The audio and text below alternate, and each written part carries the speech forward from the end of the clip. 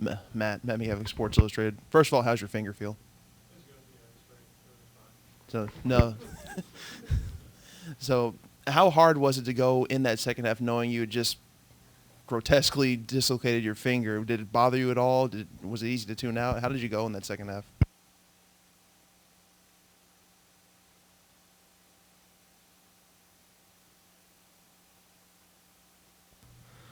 I've done that before to my finger in football and stuff like that. So I knew it was just a dislocation, nothing crazy. So I knew it would be fine.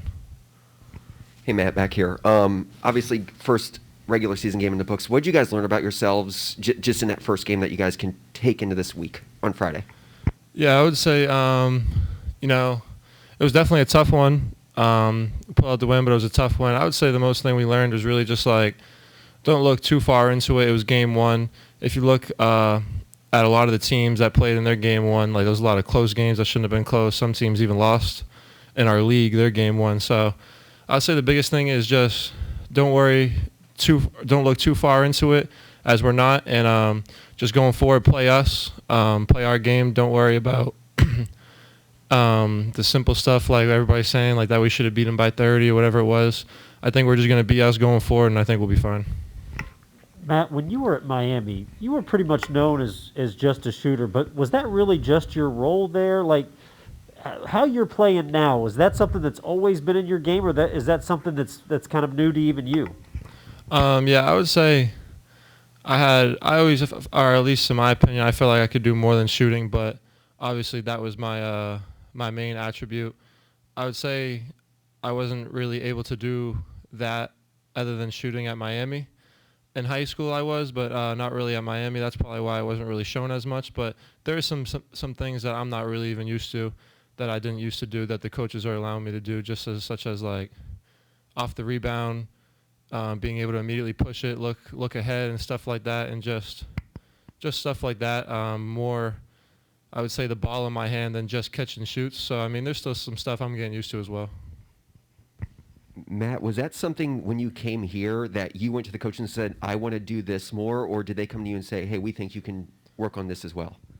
Yeah, I would say they kind of just came to me, and just like when I first got here, playing pickups and going through practices, I feel like they just kind of saw maybe a little more what I could do in me, and just kind of helped me work on that individual stuff, and in practice with the ball in my hand, making reads, and not immediately looking for the guard after a rebound, pushing it, and just playing fast and stuff like that.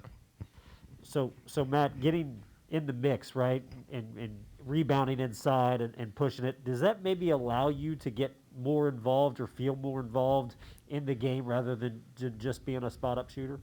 Yeah, definitely. I would say it definitely makes me feel like I'm more involved, like you said. The biggest thing, I mean, I like it because I feel like the biggest thing for me is like even if I go 3 for 3 or I don't hit a shot like I did last game, I didn't shoot well at all. I just feel like shooting doesn't necessarily always get me going. Like I like doing, I guess you could say, the dirty stuff, or like being down low or playing physical. So I almost feel like that gets me locked in the game more than just like catching shoots and making 3 in a row within the game. Yeah. You also seem to be a very active and enthusiastic defender, which I'm sure pleases Coach Mack. But how have you adjusted to the pack line principles and so forth? Are you comfortable defensively? Yeah, definitely. I would say that I don't get as much praise on defense as in practice. I definitely they let me know that I got to work on it all the time. But yeah, I would say I feel comfortable when I'm out there. Games also obviously different than practices, so they put us in pretty tough spots. So when it gets to the game, it doesn't feel as hard. But I'd say the biggest thing is really just learning how to guard each guy. Personnel, they really go into detail here, which I'm not used to. Like, and it's not just you get out there and guard. Like, you're guarding every single guy different, really knowing each single guy. So every time, because me personally, I switch on everybody on every screen.